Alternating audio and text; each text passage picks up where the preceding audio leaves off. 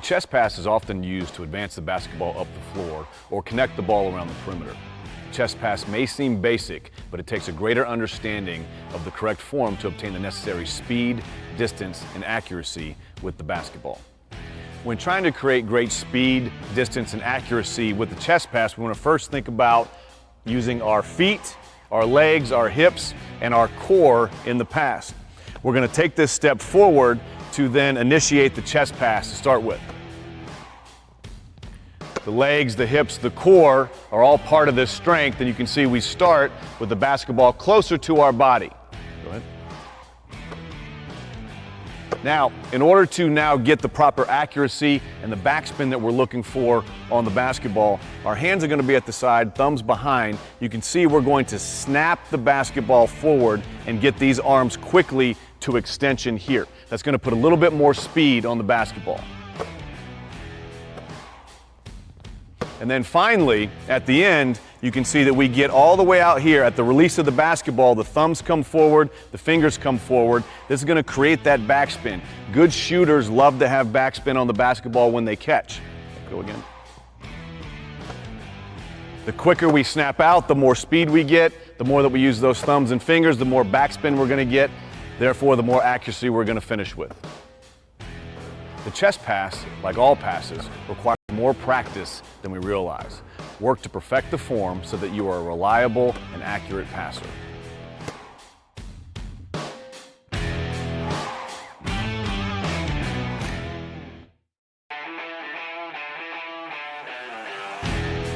We're now going to break down the fundamentals of the outlet pass. This is when a defensive player rebounds the basketball and passes to an offensive teammate to progress the ball up the floor in transition. In order to get to the outlet pass, we must secure the rebound. The defensive player blocks out, jumps up, snatches the rebound, brings it to his shin, pivots to the outside of the defense, and snaps it to his offensive teammate. That's a great outlet pass. It gives us an opportunity to start the transition break. You can't have a great transition break without securing a rebound and having a nice outlet pass. It's a key component to executing the offensive break.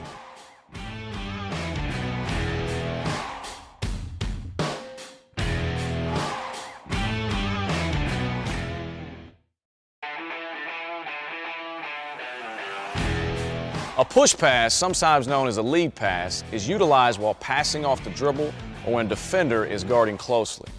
A player must be able to execute this pass with both hands. The passing hand and elbow will be behind the ball. A lead step in the direction of the receiver is utilized when delivering the ball to a teammate. A push pass is an effective pass off the drive or the dribble as well. The offensive player is going to drive at their teammate. The defense is going to help. They are going to deliver a push pass to their teammate on time and on target, ready to make a play. The push pass is an advanced pass, especially with your offhand. Effectively executed, this pass greatly improves your ability to deliver the ball to your teammates.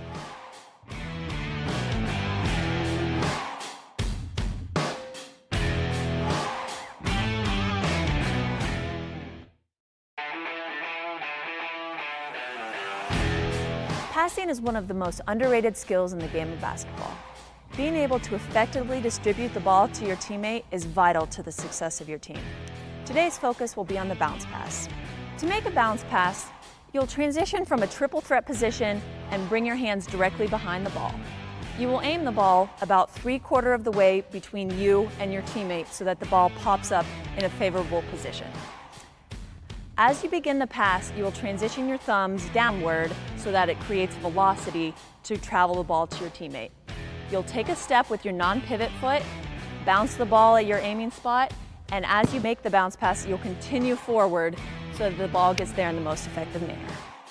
A bounce pass is an effective way to put your teammate in a position to successfully continue the offense.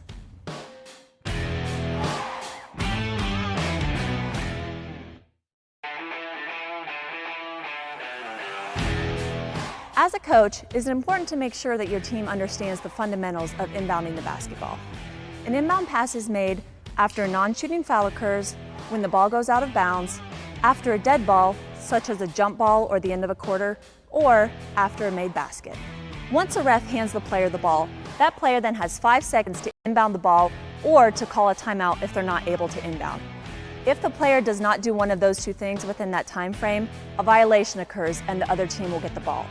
Most players, when they receive the ball, will slap the ball to indicate to their teammates that they should begin their cutting or screening motion. There are two different types of inbound passes, on the spot and running the baseline. The first one we're going to look at is on the spot. An on the spot inbound pass occurs when the player is handed the ball and they are not allowed to move. The player must select a pivot foot and rely on their ball fakes and their teammates' cuts to get open to inbound the ball. The second type of inbounds pass is called running the baseline. This occurs after a made basket, when a player is allowed to run the baseline and they don't have to stay in one position. This allows them to get a better angle to pass the ball in. What is important for coaches to remember is that after a made basket, even if a timeout is called, when the players return to the floor, the inbounder is still allowed to run. Teaching young players the rules associated with an inbound pass is important to their development in understanding the rules of the game.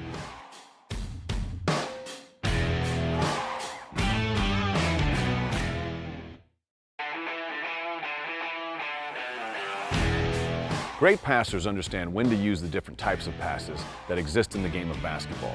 The most commonly used passes are the chest pass, the push pass, the bounce pass, and the overhead pass. Let's take a look at each one. When using the chest pass, we're taking the basketball from our chest area using two hands and passing it to our teammate's chest area. We'll use this often on offense when we're not closely guarded.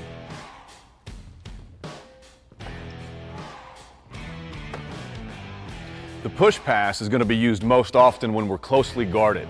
It's similar to the chest pass, except we're getting one hand behind the basketball, taking a step, separating ourselves from the defense, and pushing the ball to our teammate towards their chest area or shooting pocket. As you can see, we have to create some space. We'll use the left hand on the outside, the right hand going this way to make sure that that ball doesn't get deflected. On offense, we're going to use the bounce pass when the on-the-ball defender has their hands high and we still need to connect the pass. This is often going to happen when we are entering the ball into the post area.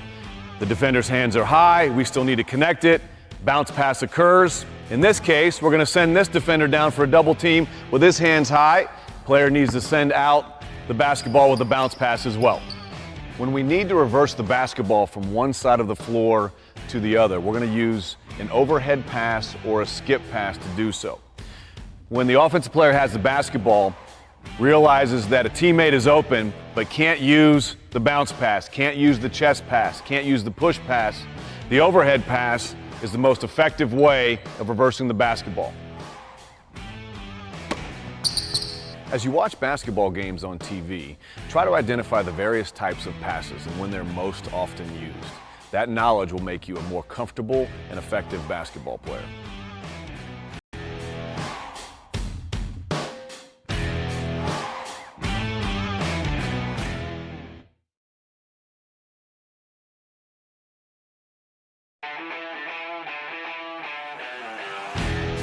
Dribbling is a key skill in the game of basketball. A player needs to start in an athletic position with their hips low, their back straight, and their eyes up. They want to dribble with their finger pads, not their fingertips, not their palm, but the pads of their fingers. They also want to have their elbow behind the basketball for speed and control as they pound the ball as hard as they can. His offhand is out in protection, ready to make a play. No matter your position, whether you're a center or a point guard, you're going to have to be able to dribble the basketball throughout the game, and it's a skill you must master.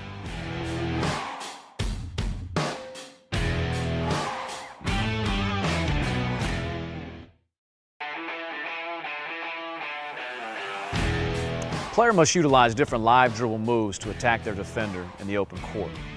A crossover move is when you exchange from one hand to the other. An even more effective move is the in and out move, which is essentially a fake crossover, bringing the ball in and then exploding out. The key to the move, however, is the jab with the opposite foot. By jabbing with the opposite foot, you're changing the defender's stance and then exploding out, pushing the ball out, shoulder to hip, getting by that defender, ready to make a play.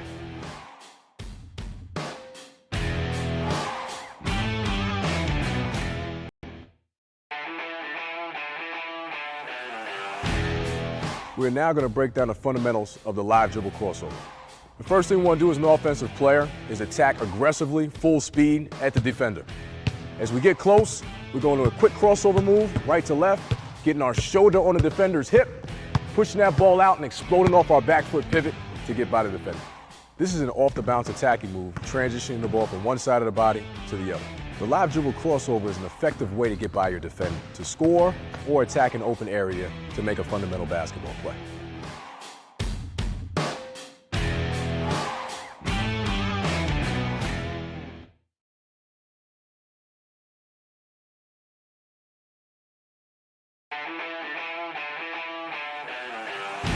Proper shooting form begins in your feet. Our player here has the feet shoulder width apart on the balls of the feet. Then we focus on the alignment, which begins with the foot, the knee, the hip, elbow, and shoulder. Everything is in a straight line, and you can see that the hand is directly behind the ball for proper follow-through when we get to that point. After you've checked your footwork and your alignment, you'll then begin your shot. As you bring the ball up, you want your elbow to be behind the ball. The ball should be resting with your wrist tilted back on the pads of your fingers, not on the palm of your hand.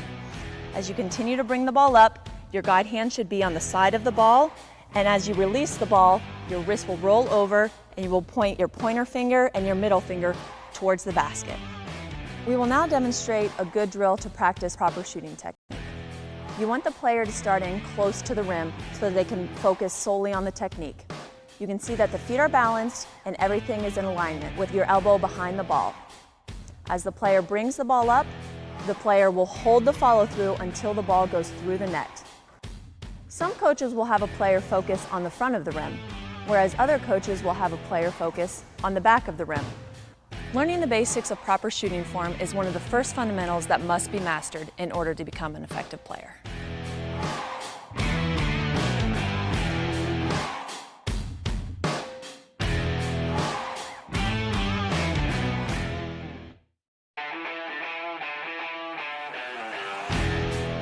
Great free throw shooters are extremely valuable to coaches and often earn more playing time at the end of games.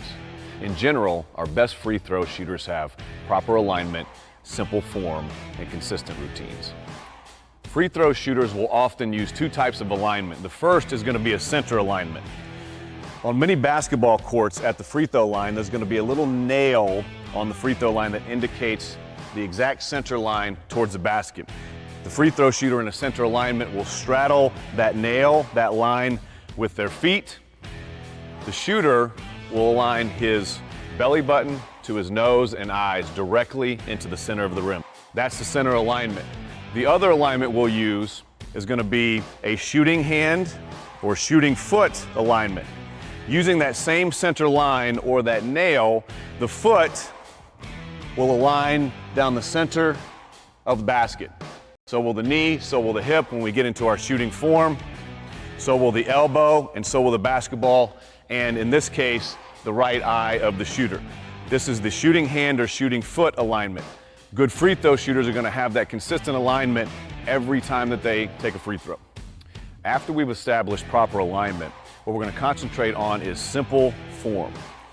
With the free throw line, the free throw shooter cannot move past this line at any point in time. So we're going to take our shooting side foot, have it right at the line, but not touching it. Our opposite foot is going to be slightly staggered or behind. To start with this simple form also, we're going to make sure that our hand is underneath the ball. What we want to avoid is that we want to avoid having the ball down here, having too much movement in our shot. We simply want to get close to that proper shooting form right from the beginning. Lastly, we're going to work on from here. We have our knees bent, we're balanced. We want to simply just go from this point to extension and follow through to finish with the free throw. We want to make sure that our routine at the free throw line is consistent every single time. Good free throw shooters will always have the routine. It keeps them in rhythm. It keeps their mind exactly where they want it to be on every single free throw. To become a great free throw shooter, establish your alignment, simplify your form, and create a consistent routine.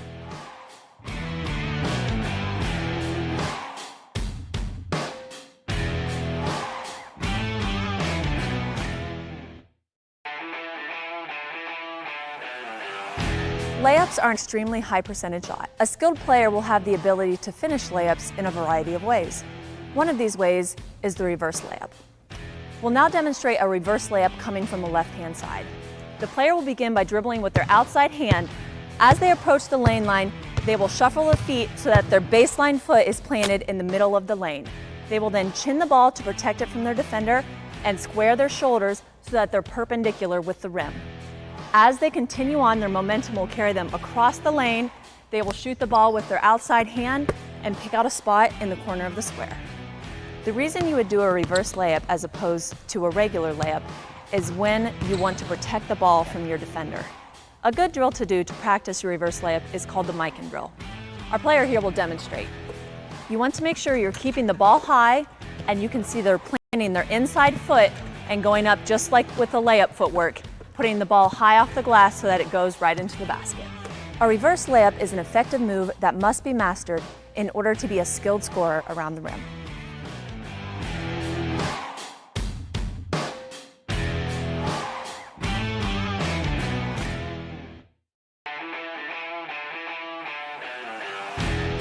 We're now going to break down the basic fundamentals of the shot fake. The shot fake is used to deceive the defender into thinking that the offensive player is going to shoot the basketball. Let's execute. We're going to break this down into three components. The first is the footwork on the catch. It's very important that the offensive player catches on a 1-2 with the momentum coming towards the defense. Now we are in a triple threat position. From the triple threat position, we can dribble the basketball, we can shoot the basketball, we can pass the basketball. Going into now our shot fake, we're going to raise the basketball up, ball to face. It's very important that this mimics what our actual shot looks like in order to deceive the defender. As the defender now rises up out of position, it creates an advantage to drive the basketball or make a passing play with the basketball. 1-2, ball to face, rip the ball, drive the basketball.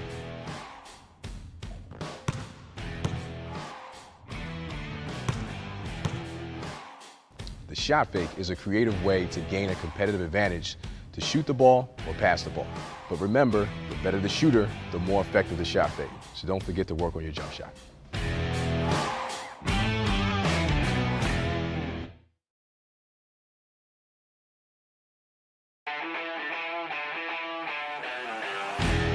A layup is one of the highest percentage shots in basketball. Players should understand the foundations of the basic layup and practice it often. We're going to talk about two types of layups: a regular layup, jumping off of 1 foot, and a power layup, jumping off of 2. The regular right-handed layup is going to occur on the right side of the rim. We're going to go up with our right knee, finish with our right hand off the glass and into the basket. We're going to start here with the basketball on the right hip. This protects the basketball from defenders coming from this angle. Left step here, right knee in the air, ball still stays protected by this left arm.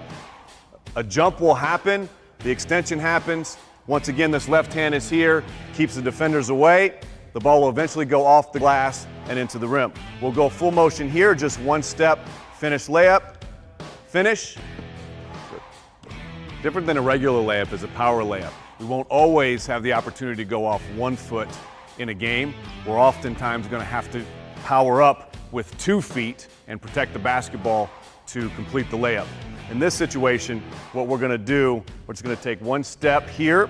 What we'd like to do in the power layup is at least give ourselves some protection with this shoulder here, power up and finish. Good. Now in the game, what will happen, the power layup will often come off of a pass or a rebound. We're going to just simulate the pass. We'll take a step back here. We're going to step in, power layup. Practice regular and power layups often. As you improve and become more consistent, then begin to work on more challenging and creative layups.